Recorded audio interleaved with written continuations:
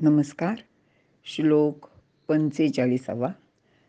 त्रैगुण्यविषया वेदा निस्त्रैगुण्यो भवार्जुन निर्द्वंद्वो नित्यसत्वस्थो निर्योगक्षेम आत्मवान. अर्थ: हे अर्जुना, वेद त्रिगुणात्मक विषयांनी युक्त आहेत, म्हणून तू तीनही गुणांच्या पलीकडे जा. नित्य सत्वगुणामध्ये स्थिर हो, द्वंद्वापासून मुक्त हो, वस्तूंची प्राप्ती व रक्षण यांचा विचार करू नको आणि श्रेष्ठ आत्मबलाने युक्त हो. विवरण पाहूया. या श्लोकात पूर्वोक्त म्हणजे पूर्वीच्या भोगवाद्यांची चंचल वृत्ती दूर करून द्वंद्वातीत होण्याचा उपदेश भगवंत करीत आहे. वेद म्हणजेच ऋग्वेद, यजुर्वेद, सामवेद व अथर्ववेद. या वेदांचा अभिमान धरून अनेक जण बोलतच असतात, पण ते योग्य नाही असे मागील श्लोकात सांगितले आहे.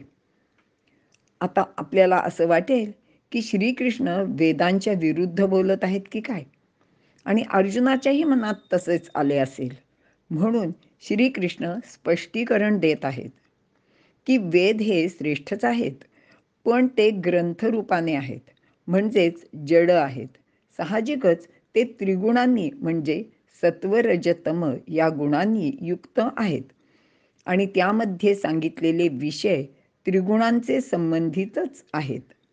यामध्ये अडकून पडणे योग्य नाही, कारण या त्रिगुणांच्या पलीकडे गेल्याशिवाय म्हणजेच त्रिगुणातीत झाल्याशिवाय ब्रह्मप्राप्ती नाही. म्हणून निस्त्रैगुण्य भवार्जुन असे म्हटले आहे. येथे तम व रजगुणांचा त्याग करायचा आहे व स्वभावतःच अकृत्रिमपणे सहज अवस्थेने असलेला शुद्ध सत्वगुण मुक्त व्हायचे आहे. निर्द्वंद्व, द्वंद्वरहित होणे, युद्ध करू का नको करू अशा प्रकारचे द्वंद्व अर्जुनाचे मनात निर्माण झालेले आहे. सुख दुःख, वर खाली, प्रकाश अंधार ही आणि अशा प्रकारची अनेक द्वंद्वे नित्यपणे उभी असतात आणि हे जगसुद्धा या द्वंद्वाचेच बनलेले आहे. जगचा अर्थ असा आहे की म्हणजे जनन, ग म्हणजे गती, गतीतून जन्माला येते आणि जन्मतःच गती धारण करते, ते जग. द्वंद्व असेल तर गती येते, गती असेल तरच जग असते. जग द्वंद्वात्मक आहे, त्याचे पलीकडे परमात्मा आहे आणि तो मिळवायचा असेल तर द्वंद्व सुटलेच पाहिजे. म्हणजे सर्व प्रकारची द्वंद्वे समप्रत्ययास यायला हवीत. जो गुणातीत असतो तोच निर्द्वंद्व होऊ शकतो. द्वंद्वचा अर्थ आपण थोडक्यात बघूया की प्रत्येक गोष्टीत आपल्याला दोन गोष्टी दिसतात. म्हणजे सुख आलं की त्याच्याबरोबर दुःख येतो. आपलं जीवन हे सुख आणि दुःख ह्या दोन गोष्टींनी भरलेलं आहे. सकाळ संध्याकाळ, रात्र दिवस अशी अनेक प्रकारची, गोरं काळं म्हणजे कुठेही गेला तरी दोन गोष्टी सतत बरोबर एकात एक हात घालून आलेल्या असतात. आणि मग हे चांगलं का ते वाईट, हे बरं का ते बरं, असं आपल्या मनात सारखे जे काही प्रश्न निर्माण होतात त्यालाच द्वंद्व असे म्हटलेले आहे. आणि हे द्वंद्व आपल्याला आपल्या मनातलं जर संपवायचं असेल तर भगवंताला शरण जावं लागतं आणि तिथे आपलं चित्त स्थिर करावं लागतं.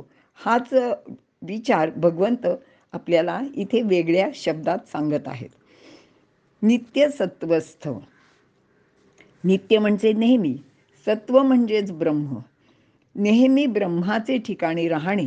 ब्रह्म हे द्वंद्वरहित व त्रिगुणापलीकडे आहे, म्हणून नेहमीच त्याचे ठिकाणी राहण्याचा प्रयत्न कर.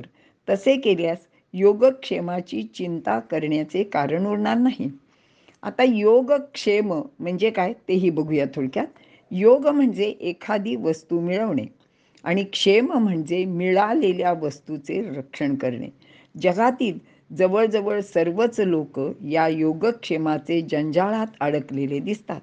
कारण अप्राप्य वस्तू प्राप्त करणे आणि प्राप्त वस्तूचे रक्षण करणे यामुळेच सुख दुःख हानी लाभ यामध्ये तो गुंतून पडतो. त्यासाठी तो रात्रंदिवस धडपडही करतो.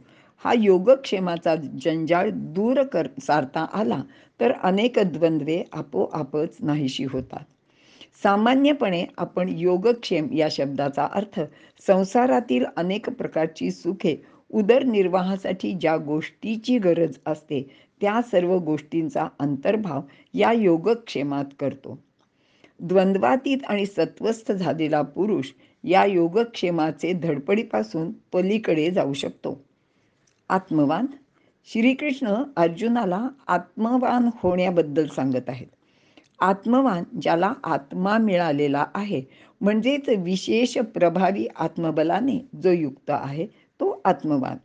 आपण व्यवहारात ज्याप्रमाणे ज्याच्याजवळ खूप प्रकारचे धन आहे त्याला धनवान म्हणतो, जो हुशार माणूस असतो त्याला बुद्धिवान म्हणतो, तसंच हा आत्मवान. प्रत्येक प्राणी आत्मवान असतोच, कारण आत्मा नसेल तर प्राणी जिवंत राहू शकत नाहीत. पण येथे हा सर्वसाधारण अर्थ अभिप्रेत नाही, तर ज्याचे ठिकाणी आत्म्याचे बल विशेष प्रभावाने प्रगट होते तो आत्मवान. विशेष आत्मबलाने कोण युक्त होऊ शकतो? तर भगवंत सांगतात, तर जो निस्त्रैगुण्य आहे, निर्योग क्षेम आणि निर्द्वंद्व झाला आहे, तोच आत्मवान होतो. असा आत्मवान माणूस किती श्रेष्ठ असतो ते पुढील श्लोकात सांगितलेले आहे. इथे थांबूया.